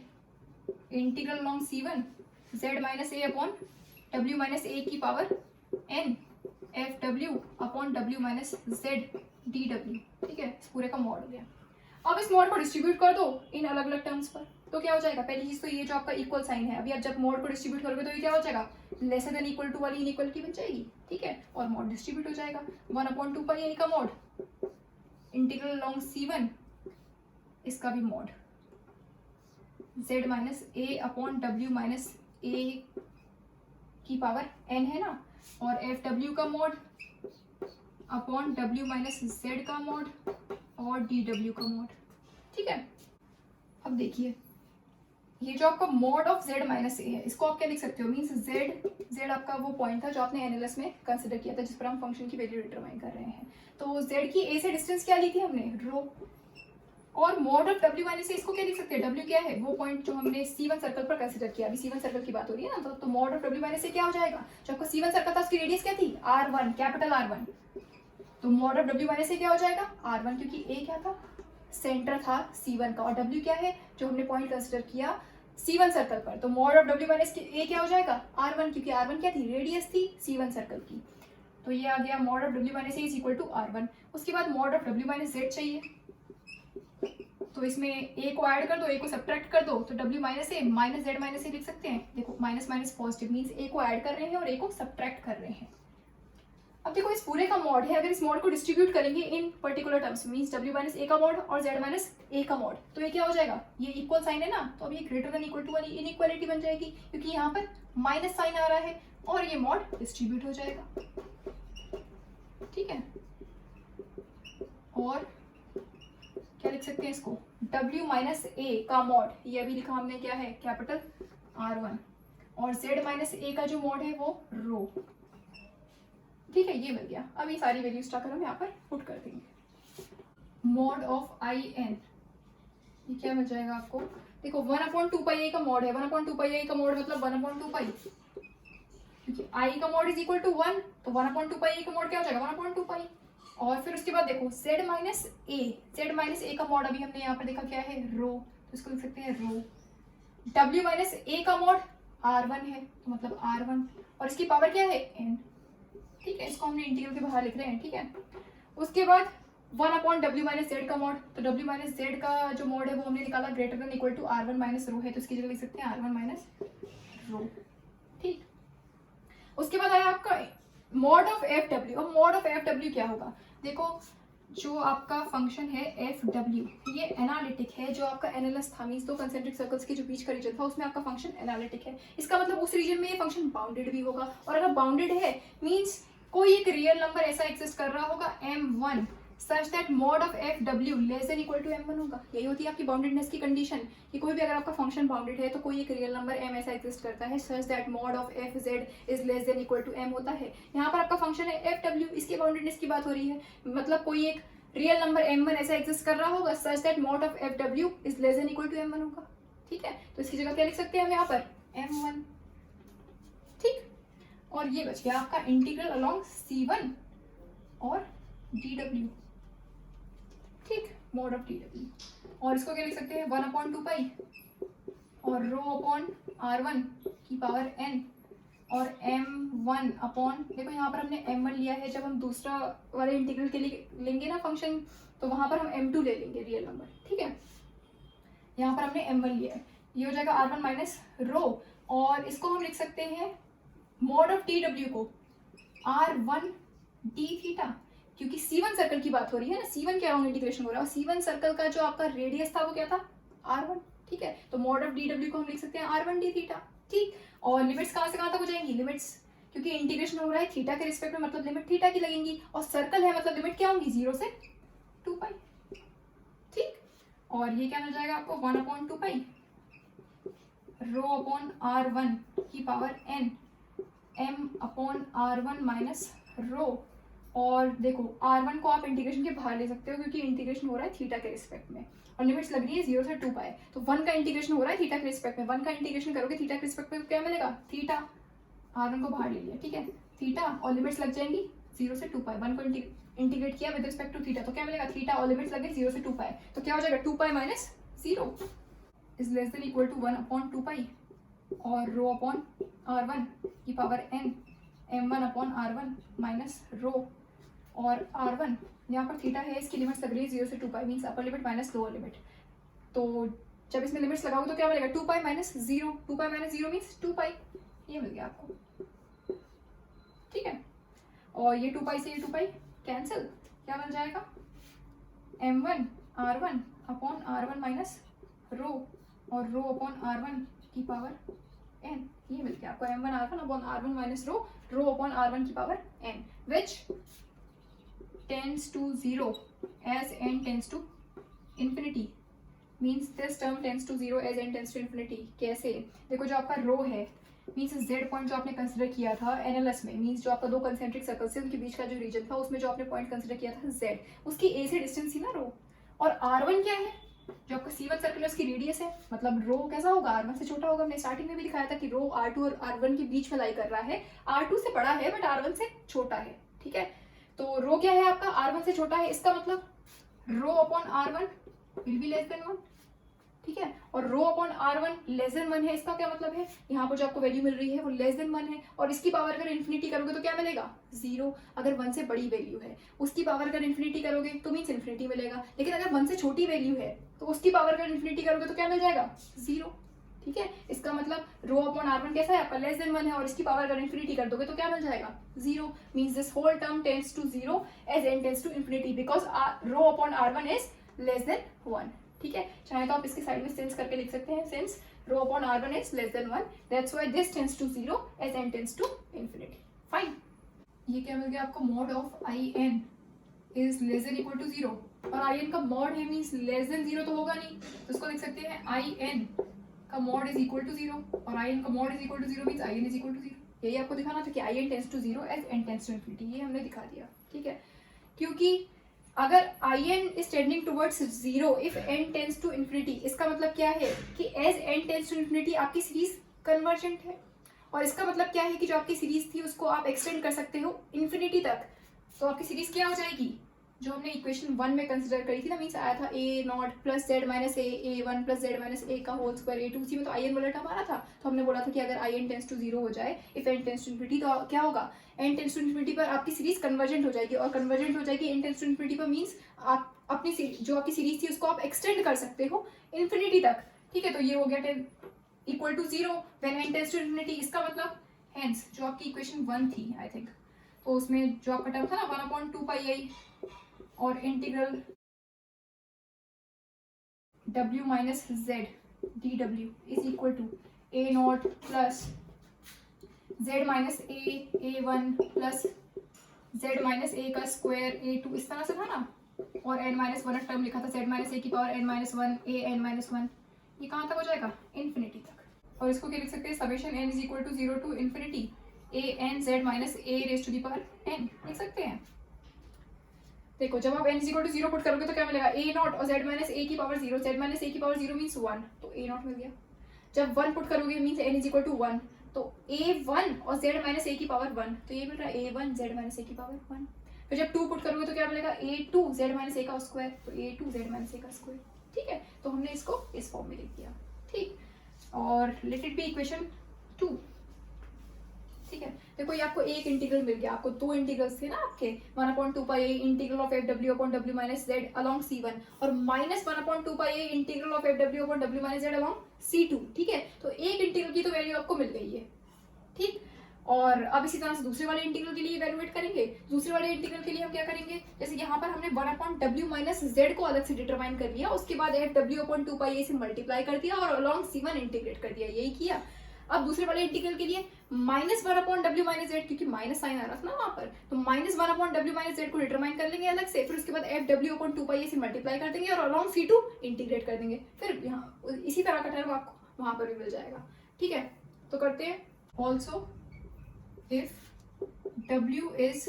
any point on c2, अब जो w पॉइंट ले रहे हैं किस पे ले रहे हैं, c2 सर्कल पे ले रहे हैं। ठीक है, माइनस 1/w माइनस जेड, अब ये किसके लिए डिटरमाइन कर रहे हैं, minus 1/w minus Z second वाले इंटीग्रल के लिए, मींस अलोंग c2 जो आपका इंटीग्रल था उसके लिए हम डिटरमाइन कर रहे हैं माइनस 1/w माइनस जेड। उसके बाद हम क्या करेंगे, इसमें fw अपॉन 2 पाई a से मल्टीप्लाई कर देंगे और अलोंग c2 इंटीग्रेट कर देंगे, तो आपको सेकंड वाला इंटीग्रल मिल जाएगा जो कि अलोंग c2 था। ठीक है, तो माइनस 1/w माइनस जेड, इसको और क्या लिख सकते हैं, 1/z माइनस w, यहाँ माइनस साइन है ना, इसको हम लिख देंगे z माइनस w। ठीक है, अब इसमें डिनोमिनेटर में a को ऐड कर दो, a को सब्ट्रैक्ट कर दो, तो क्या मिल जाएगा, z minus a minus w minus a लिख सकते हैं। देखो minus minus positive means a को हमने ऐड किया, a को सब्ट्रैक्ट कर दिया। अब सेम वैसे ही z माइनस a को डिनोमिनेटर में कॉमन ले लो, क्या मिल जाएगा, 1/z माइनस a,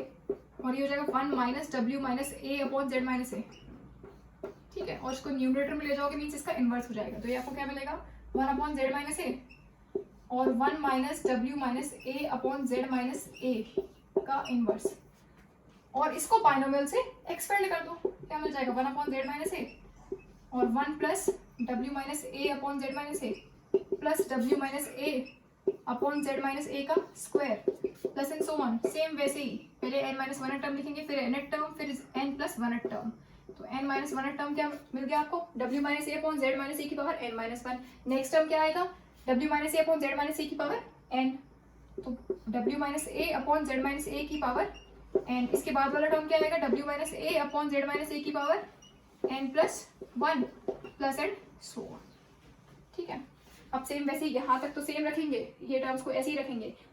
जो ये टर्म्स आ रहे हैं यहाँ से हम w minus a upon z minus a की पावर n को कॉमन ले लेंगे, तो मिल जाएगा 1 plus w minus a upon z minus a plus w minus a upon z minus a का whole square plus and so on, यहाँ से कॉमन ले लेंगे। ठीक है, यहाँ तक एज इट इज रखेंगे जैसे पहले किया था, 1 upon z minus a 1 plus w minus a upon z minus a plus w minus a upon z minus a का whole square plus and so on, w minus a upon z minus a की power n minus one और plus w minus a upon z minus a की power n, यहाँ से हमने common ले लिया। ठीक है, तो देखो क्या मिलेंगे टर्म्स, इस यहाँ से कॉमन लिया है। ठीक है, w माइनस a अपॉन, यहाँ तक तो एज इट इज रखे, यहाँ से कॉमन ले रहे हैं, w minus a upon z minus a की पावर n को कॉमन ले रहे हैं, तो क्या मिलेगा, पहला टर्म तो 1 हो जाएगा, दूसरा term w minus a upon z minus a मिल जाएगा, क्योंकि इसकी पावर क्या है n प्लस वन, n को आप कॉमन ले लोगे इसकी पावर को, तो क्या मिलेगा, w minus a upon z minus a। जो नेक्स्ट टर्म आता है वो क्या होता है, w minus a upon z minus a की पावर n प्लस टू, और w minus a upon z minus a की पावर n को अगर उसमें से बाहर ले लोगे, कॉमन ले लोगे, तो क्या बचेगा, w minus a upon z minus a का whole square plus and so on. ठीक है, तो 1 plus w minus a upon z minus a plus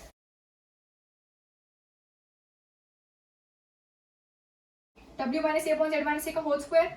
plus and so on. देखो ये क्या मिल जाएगा, 1 अपॉन z माइनस a और 1 प्लस डब्ल्यू minus a upon Z minus a और प्लस डब्ल्यू minus a upon Z minus a का whole square plus and so on till डब्ल्यू minus a upon Z minus ए की पावर n माइनस 1 और plus डब्ल्यू minus a upon Z minus ए की power n। और ये देखो फिर क्या बन रहा है, ये 1 प्लस डब्ल्यू minus a upon Z minus a plus डब्ल्यू minus a upon Z minus a का होल स्क्वायर, नेक्स्ट टर्म आता तो W minus a upon Z minus a का होल क्यूब। मीन्स फिर से ये क्या बन रही है, इनफाइनाइट जीपी। ठीक है, इन्फिनिटी तक जा रहे हैं ना ये टर्म्स, मीन्स इनफाइनाइट जीपी बन रही है विद कॉमन रेशियो क्या है, डब्ल्यू minus a upon Z minus a, यही आ रहा है कॉमन रेशियो। और sum of infinite terms of GP क्या होता है, ए अपॉन 1 माइनस आर, तो वो लगा देंगे। ठीक है, तो ए क्या है यहाँ पर, ए क्या होता है आपका first term of the series, तो first term of the series क्या है 1 और आर क्या होता है कॉमन रेशियो। कॉमन रेशियो क्या मिल रहा है, डब्ल्यू minus a upon Z minus ए। देखो पहला टर्म है 1, दूसरा टर्म है डब्ल्यू minus a upon Z minus ए, तीसरा टर्म है डब्ल्यू minus a upon Z minus a का होल स्क्वायर। इसका मतलब कॉमन रेशियो क्या है, डब्ल्यू minus a upon Z minus a का नेक्स्ट टर्म मिलता तो क्या होता है, डब्ल्यू minus a upon Z minus a का क्यूब। और इनफिनिटी तक जा रही है, इसका मतलब इनफिनाइट जीपी है विद कॉमन रेशियो डब्ल्यू minus a upon Z minus a. और sum of infinite terms of GP क्या होता है, a upon 1 minus r. A है आपका 1 और आर क्या है, डब्ल्यू minus a upon Z minus a. ठीक है, लगा दो इसमें ए मीन्स 1 हो गया और 1 माइनस आर, तो 1 माइनस आर क्या है, डब्ल्यू minus a upon Z minus a. ठीक है, ये कर दिया sum of infinite terms of the GP. ठीक, और यह मिल जाएगा आपको 1 अपॉन जेड माइनस ए और 1 प्लस डब्ल्यू minus a upon Z minus a और प्लस डब्ल्यू minus a upon Z minus a का whole square plus and so on till डब्ल्यू minus a upon Z minus ए की पावर n माइनस 1 प्लस डब्ल्यू minus a upon Z minus ए की power n। और देखो इसको थोड़ा सा सॉल्व कर लो, मीन्स एलसीएम ले लो नीचे, तो क्या मिलेगा, जेड माइनस ए ये मिल जाएगा आपको 1 अपॉन जेड माइनस ए माइनस डब्ल्यू प्लस ए, मीन्स इस माइनस को हम मल्टीप्लाई कर दे रहे हैं ब्रैकेट के अंदर, तो क्या मिलेगा माइनस डब्ल्यू प्लस ए, एलसीएम लिया है तो जेड माइनस ए माइनस डब्ल्यू प्लस ए, तो जेड माइनस ए माइनस डब्ल्यू प्लस ए अपॉन जेड माइनस ए ये मिलेगा। ठीक है, और माइनस ए प्लस ए तो कैंसिल हो जाएगा, जेड माइनस ए ऊपर चला जाएगा तो क्या हो जाएगा, Z minus a upon Z minus W, क्योंकि minus a plus A cancel हो जाएगा, जेड माइनस ए को ऊपर ले जाएंगे तो Z minus a upon Z minus W, तो Z minus a upon Z minus W ये टर्म मिल गया। ठीक, और अब 1 अपॉन जेड माइनस ए को ब्रैकेट के अंदर मल्टीप्लाई कर दो, देखो क्या मिल जाएगा, 1 upon Z minus a plus डब्ल्यू माइनस ए और जेड माइनस ए का होल स्क्वायर, क्योंकि यहाँ पर भी तो जेड माइनस ए था और एक जेड माइनस ए से मल्टीप्लाई कर रहे हैं तो जेड माइनस ए का होल स्क्वायर प्लस यहाँ हो जाएगा डब्ल्यू माइनस ए का square upon Z minus a का क्यूब, क्योंकि यहाँ पर इसका स्क्वायर था और एक और टर्म से मल्टीप्लाई कर दिया तो जेड माइनस ए का क्यूब। और नेक्स्ट ये वाला टर्म क्या हो जाएगा, डब्ल्यू माइनस ए की पावर n माइनस 1 और नीचे डब्ल्यू जेड माइनस ए की पावर n, क्योंकि इसकी पावर है n माइनस 1 और जेड माइनस ए से मल्टीप्लाई करोगे तो पावर क्या हो जाएगी n, क्योंकि पावर क्या मिलेगी n माइनस 1 और प्लस 1 और n minus 1 plus 1 means minus 1 plus 1 cancel, क्या मिल जाएगा n। ठीक है, नेक्स्ट टर्म में देखो, इस वाले टर्म में देखो, इस टर्म में जब मल्टीप्लाई करोगे 1 अपॉन जेड माइनस ए को इस टर्म में, तो जेड माइनस ए यहाँ पर भी तो है और 1 अपॉन जेड माइनस ए से मल्टीप्लाई कर रहे हो तो जेड माइनस ए और जेड माइनस ए कैंसिल हो जाएगा, तो क्या मिलेगा आपको प्लस डब्ल्यू minus a upon Z minus ए की पावर n और 1 अपॉन जेड माइनस डब्ल्यू, क्योंकि ये जेड माइनस ए और ये जेड माइनस ए कैंसिल हो गया। ठीक है, और ये क्या मिल गया आपको, minus 1 upon W minus Z, ये जो डिटरमाइन कर रहे थे minus 1 upon W minus Z, वो ये मिल गया आपको। ठीक है, अब क्या करेंगे, मल्टीप्लाई करेंगे इसको by multiply each term by F W upon 2 pi I and integrate each term.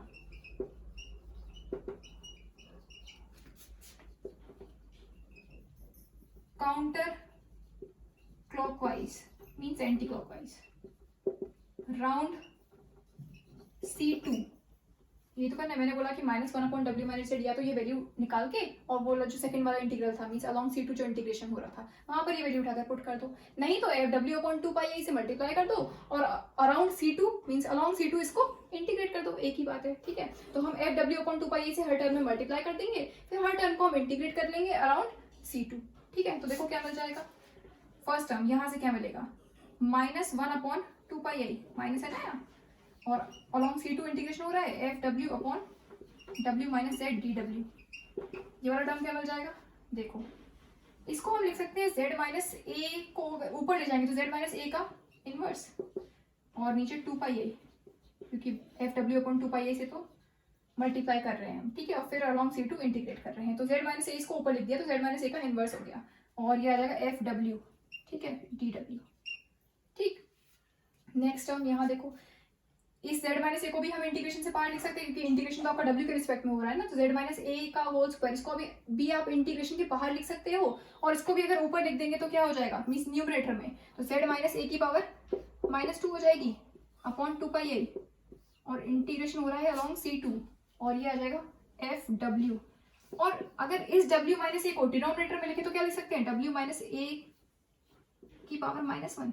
देखो Z माइनस ए का स्क्वायर इसको हम ऊपर ले गए और इंटीग्रेशन के बाहर लिख दिया क्योंकि इंटीग्रेशन हो रहा था W के रिस्पेक्ट में, तो इसको हम इंटीग्रेशन के बाहर लिख सकते थे और इसको हमने न्यूमरेटर में लिख दिया तो इसकी पावर क्या हो जाएगी, -2। इसी तरह से W माइनस ए को हमने डिनोमिनेटर में लिख दिया तो इसकी पावर क्या हो जाएगी, -1, ठीक है। नेक्स्ट टर्म क्या आएगा, प्लस, देखो इसी तरह से इस वाले टर्म को न्यूमरेटर में लिख लो, Z माइनस ए की पावर -3 अपॉन 2πi और इंटीग्रेशन अलॉन्ग C2 और FW अपॉन इस वाले टर्म जो ये स्क्वायर था ना, इसको डिनोमिनेटर में लिख लो तो ये क्या हो जाएगा, W माइनस ए की power -2 DW plus and so on. यहाँ पर भी ऐसे कर लो, Z माइनस ए की पावर -n इसको न्यूमरेटर में लिख लिया अपॉन 2πi और इंटीग्रल अलॉन्ग C2 और FW अपॉन इसको नीचे लिख ले रहे हैं, W माइनस ए की पावर -n+1 हो जाएगा। देखो यहाँ क्या है, इसकी पावर n-1 है ना, अगर इसको आप नीचे ले जाओगे डिनोमिनेटर में लिखोगे तो क्या हो जाएगी, -n+1, ठीक है। और फिर ये वाला टर्म आ जाएगा प्लस 1/2πi, इसको ऐसे लिख ले रहे हैं, इंटीग्रल में लिख ले रहे हैं पूरा term, W minus a upon Z minus ए की power n 1/Z minus W DW। देखो ये क्या मिल गया, -1/2πi integral along C2 FW upon W minus Z DW is equal to, देखो ये टर्म को ऐसे ही रहने दो, Z माइनस ए का इनवर्स, और इस टर्म की जगह हम लिख सकते हैं B1,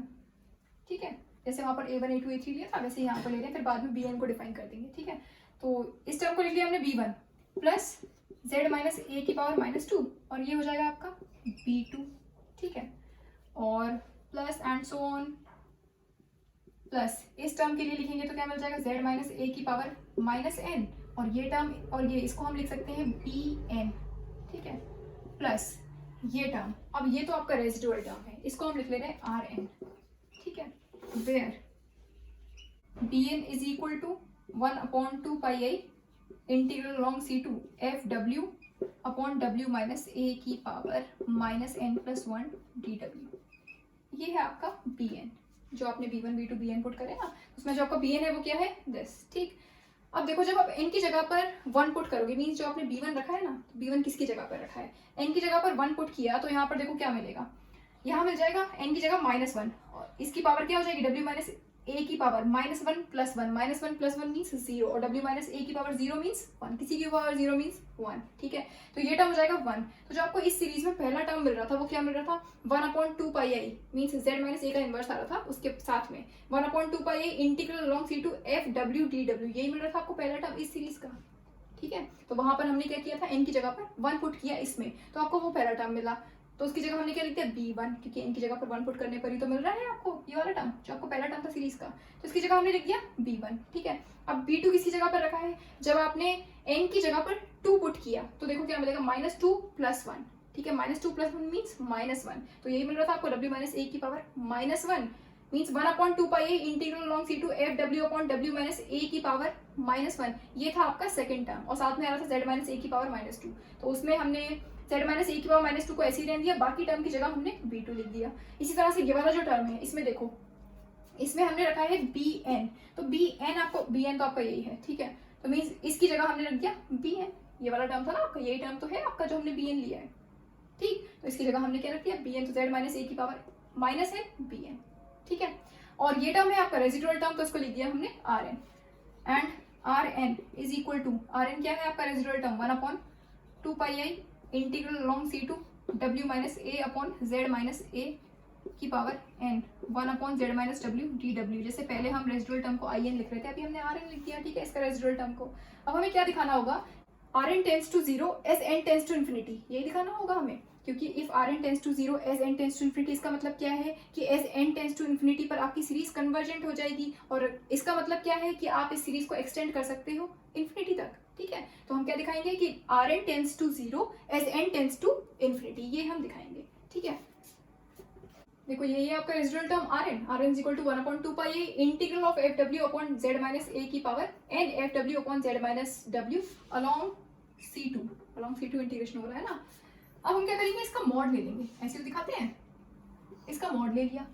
अब इस मॉड को डिस्ट्रीब्यूट कर दो इन पर्टिकुलर टर्म से, मींस इसका मॉड अलग अलग कर दो। ठीक है, तो पहली चीज तो ये जो आपका इक्वल साइन है, अब ये क्या हो जाएगा, लेस देन इक्वल टू वाली इनइक्वालिटी बन जाएगी, और मॉड डिस्ट्रीब्यूट हो जाएगा, मींस 1/2 पाई ए का mod integral along C2 W minus a upon Z minus ए की पावर n, इसका मॉड और इसकी पावर क्या थी n, और एफ डब्ल्यू का मॉड, ठीक है, अपॉन जेड माइनस डब्ल्यू का मॉड और डी डब्ल्यू का मॉड। ठीक, और इन टर्म्स को अलग से लिख ले रहे हैं। देखो जो आपका W माइनस ए का मॉड है वो क्या है, W माइनस ए का मॉड। अब ये W जो आपका पॉइंट है ये किस पर है, C2 सर्कल पर है, जो अंदर आपने ड्रॉ किया था ना सर्कल C2, उस सर्कल पर W पॉइंट हमने लिया है। ठीक है, तो उसकी जो सेंटर था A, उससे डिस्टेंस क्या हो जाएगी, मींस जो आपका C2 सर्कल था उसकी रेडियस क्या थी, R2। ठीक है, तो मॉड ऑफ W माइनस ए क्या हो जाएगा, R2। उसी तरह से ये Z माइनस ए का मॉड, ये क्या है,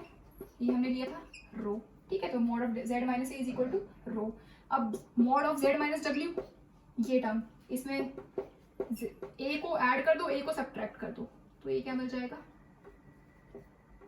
Z minus A minus W minus A, means A add हो रहा है, नेगेटिव नेगेटिव पॉजिटिव हो जाएगा ना, मीन्स A ऐड हो रहा है और A को सब्ट्रैक्ट कर दिया। और इसमें अगर मॉड को डिस्ट्रीब्यूट कर दो तो क्या हो जाएगा, ग्रेटर देन इक्वल टू वाली इनइक्वालिटी बन जाएगी, और Z माइनस ए और माइनस W माइनस ए। ठीक है, और this is greater than equal to Z minus a, अभी हमने लिखा रो है, और W माइनस ए क्या है, जो आपके C2 सर्कल की रेडियस थी, कैपिटल R2। ठीक है, ये आ गया रो माइनस R2। ठीक है, और मॉड ऑफ एफ डब्ल्यू, इसको भी लिख सकते हैं हम। देखो जो आपका फंक्शन है एफ डब्ल्यू, वो एनालिटिक है उस एनालिसिस में, मींस जो आपका कंसेंट्रिक सर्कल्स के बीच का जो रीजन था उसमें आपका फंक्शन एनालिटिक है, मतलब उस रीजन में आपका फंक्शन बाउंडेड भी होगा, और बाउंडेड है इसका मतलब कोई एक रियल नंबर m2 ऐसा एग्जिस्ट कर रहा होगा such that mod of F डब्ल्यू is less than equal to m2 होगा। जो हमने पहले रियल नंबर लिया था वो क्या लिया था, m1 लिया था, तो यहाँ पर हमने m2 ले लिया कि मॉड ऑफ एफ डब्ल्यू is less than equal to m2। ठीक है, तो अब ये वैल्यू स्टार यहाँ पर पुट कर देंगे, क्या मिल जाएगा, देखो 1/2 पाई a का मॉड है, तो ये क्या मिलेगा 1/2 पाई, क्योंकि i का मॉड क्या हो जाएगा 1, तो 1/2 पाई a का mod 1/2 pi integral along C2 और W minus a upon Z minus, अच्छा इसको भी पहले बाहर लिख ले रहे हैं टर्म्स को। ठीक है, देखो W माइनस a का मॉड हमने अभी लिखा R2 है, और Z माइनस a का मॉड रो है, तो R2 अपॉन रो, और इसकी पावर क्या है n। ठीक है, एफ डब्ल्यू का mod is less than equal to m2 है, तो ये m2 आ गया। Mod of Z minus W क्या है, रो माइनस R2, तो रो माइनस R2 आ गया, और इंटीग्रल अलॉन्ग C2 और DW। ठीक, अब कौन से सर्कल की बात हो रही है, C2 सर्कल की, और C2 सर्कल की जो रेडियस है वो क्या है, R2 है। ठीक है, तो इसकी जगह क्या लिख सकते हैं हम, R2 d थीटा। ठीक है, और इंटीग्रेशन हो रहा है थीटा के रिस्पेक्ट में, मतलब लिमिट्स लगेंगी थीटा की, और सर्कल है इसका मतलब लिमिट्स हो जाएंगी 0 से 2 पाई, और this is less than equal to 1/2 पाई, और R2 अपॉन रो की पावर n, और m2 upon rho minus R2, और ये देखो R2 को तो हमने इंटीग्रेशन के बाहर ले लिया, 1 का इंटीग्रेशन कर रहे हैं विद रिस्पेक्ट टू थीटा, तो क्या मिलेगा थीटा, और लिमिट्स क्या है 0 से 2 पाई। ठीक है, ये क्या मिल जाएगा आपको 1/2 पाई, और this is m2 R2 upon rho minus R2, और ये क्या है R2 अपॉन रो की पावर n, और यहाँ पर देखो अपर लिमिट माइनस लोअर लिमिट करोगे तो क्या मिलेगा 2 पाई माइनस 0, थीटा है ना इसकी लिमिट से 0 से 2 pi, upper limit minus lower limit means 2 pi minus 0, तो ये मिल जाएगा 2 पाई माइनस 0 मीन्स 2 पाई, और 2 पाई से 2 पाई कैंसिल। ठीक है, ये क्या मिल गया आपको, is less than equal to m2 R2 upon rho minus R2, और R2 अपॉन रो की power n, and this tends to 0 which tends to zero as n tends to infinity. कैसे? क्योंकि जो आपका R2 है वो लेस देन रो है ना, जो आपका R2 है वो C2 सर्कल की रेडियस है, और रो क्या है? जो आपका Z से A तक की डिस्टेंस है, Z पॉइंट जो आपने कंसिडर किया एनालिस पे, और ये क्या है? सेंटर। सेंटर से Z पॉइंट तक की जो रेडियस है वो क्या है आपकी? रो। और C2 सर्कल की रेडियस क्या है? R2। तो R2 क्या हो जाएगी आपकी? लेस देन रो। हमने स्टार्टिंग में भी दिखाया था कि रो आपका R2 और R1 के बीच में लाई कर रहा था, मतलब ग्रेटर देन R2 था और लेस देन R1 था। तो R2 आपका लेस देन रो है, इसका मतलब क्या लिख सकते हो? R2 upon row is less than 1। और R2 upon row is less than 1 का मतलब क्या है? जब आप इसकी पावर को इंफिनिटी की तरफ टेंड करोगे, मींस जब n इंफिनिटी की तरफ टेंड करेगा तो this term will tend towards 0। अगर 1 से छोटे की पावर अगर इंफिनिटी है तो मीन्स 0 हो जाएगा, अगर 1 से बड़े की पावर इंफिनिटी है मीन्स इंफिनिटी हो जाएगा। यहाँ पर 1 से छोटा है, इसकी पावर अगर इंफिनिटी ले जाओगे तो ये टर्म किसकी तरफ टेंड करेगा? 0 की तरफ। ठीक है, तो this term tends towards 0 when n tends towards infinity, क्योंकि जो आपका R2 अपॉन रो है ये लेस देन 1 है, और इसकी पावर जब आप इंफिनिटी करोगे तो ये क्या हो जाएगा? 0। ठीक है, इसका मतलब ये क्या मिल गया आपको? 0 मॉड ऑफ in। और मॉड है, इसका मतलब लेस देन तो होगा नहीं, तो ये इसको लिख सकते हैं mod of in is equal to 0। ठीक है, और इसको लिख सकते हैं in इज इक्वल टू 0। ये मिल गया आपको कि in tends towards 0 as n tends towards infinity. ये दिखाना था in tends to 0 as n tends to infinity, यही आपको दिखाना था। इसका मतलब क्या है? क्योंकि in टेंड कर रहा है 0 की तरफ, when n is tending towards infinity, इसका मतलब क्या है? When n tends to infinity आपकी सीरीज कैसी है? कन्वर्जेंट है, और इसका मतलब क्या है? आप अपनी सीरीज को एक्सटेंड कर सकते हो इंफिनिटी तक। तो ये क्या हो जाएगा? -1 अपॉन 2 पाई आई इंटीग्रल अलोंग C2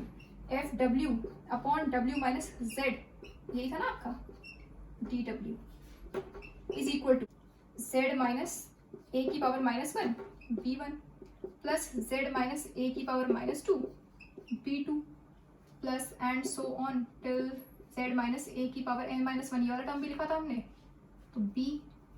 n-1। ठीक है, और plus and so on till infinity. या फिर हम इसको इस तरह से लिख सकते हैं n is equal to 1 to infinity bn z minus a की पावर -n। इस तरह से लिख सकते हैं। जब n इज इक्वल टू 1 रखोगे तो क्या मिलेगा? b1 z माइनस a की पावर -1। जब 2 पुट करोगे तो b2 z माइनस a की पावर -2। ठीक है, इस तरह से हमने लिख दिया इसको। अब देखो, जो पहला वाला इंटीग्रल आपने इवेलुएट करा था, वो भी जो पहला वाला इंटीग्रल था अलोंग C2 वो आपने पहले ही इवेलुएट कर लिया था। अब हमने सेकंड वाला इंटीग्रल इवेलुएट कर लिया, मींस अलोंग C2 हमने इंटीग्रेट कर लिया। वो आपको क्या मिला? Summation n is equal to 1 to infinity bn z minus a raise to the power -n। अब जो आपने स्टार्टिंग में इक्वेशन जो कंसीडर करी थी, मींस जिसमें 2 इंटीग्रल्स आ रहे थे अलोंग C1 अलोंग C2, उसमें ये वैल्यूज उठाकर पुट कर देंगे। ठीक है, let it be equation 3। Fine, देखो ये आप इवेलुएट कर रहे थे fz is equal to 1 upon 2 pi I integral along C1 f w upon w minus z minus 1 upon 2 pi I integral of F W upon W minus Z along C2। यही आप evaluate कर रहे थे, तो ये आपने पहले calculate कर लिया था और इसकी वैल्यू आपने यहाँ पर निकाल ली। यही तो निकली आपकी इसकी वैल्यू। ठीक है, तो अब ये वैल्यू उठाकर पुट कर देंगे। जो आपने सेकंड इक्वेशन जो फाइंड करी थी ना, वही थी इसकी वैल्यू। ठीक है, तो अब उठा के ये वैल्यू हम पुट कर देंगे, इसकी वैल्यू जो आपने पहले कैलकुलेट करी थी। n is equal to 0 to infinity an z minus a की पावर n, यही मिला था आपको इसकी जगह। ठीक है, और इसकी जगह क्या लिख सकते हैं? प्लस, देखो ये हमने अभी इवेलुएट करा यहाँ पर। ठीक है, ये देखो नेगेटिव के साथ इवेलुएट करा है। ठीक है, तो मतलब इस नेगेटिव के पूरे टर्म के साथ हम लिख देंगे ये। ठीक है, तो इसकी जगह क्या लिख सकते हो? ये n is equal to 1 to infinity bn z minus a raise to the power -n। ठीक है, वेयर an क्या है?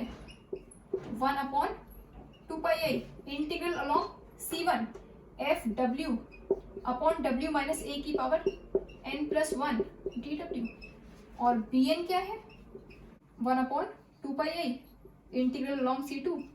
f w upon w minus a की पावर -n+1 dw। ठीक है, यहाँ पर जो an है वो ये है और जो bn है वो ये है। ठीक है, ये हो जाती है आपकी लॉरेंस थ्योरम। यही हमें प्रूव करना था कि fz is equal to summation n is equal to 0 to infinity an z minus a raise to the power n plus summation n is equal to 1 to infinity bn z minus a raise to the power -n, जहाँ पर an होता है ये और bn होता है ये। ठीक है, हमें क्या करना था कि अगर आपका फंक्शन किसी एनालिस में, मीन्स दो कंसेंट्रिक सर्कल्स के बीच के रीजन में अगर आपका फंक्शन एनालिटिक है और उस रीजन में आप कोई भी एक पॉइंट z कंसिडर कर लो, तो उस पॉइंट z पर आपको फंक्शन का एक्सपेंशन दिखाना था और वो ये आना चाहिए। ठीक है, तो ये हमने प्रूव कर दिया। ये होती है आपकी लॉरेंस सीरीज और इस तरह से हम प्रूव करते हैं लॉरेंस थ्योरम को। फाइन, तो आई होप ये आपको समझ में आई होगी। Thank you very much.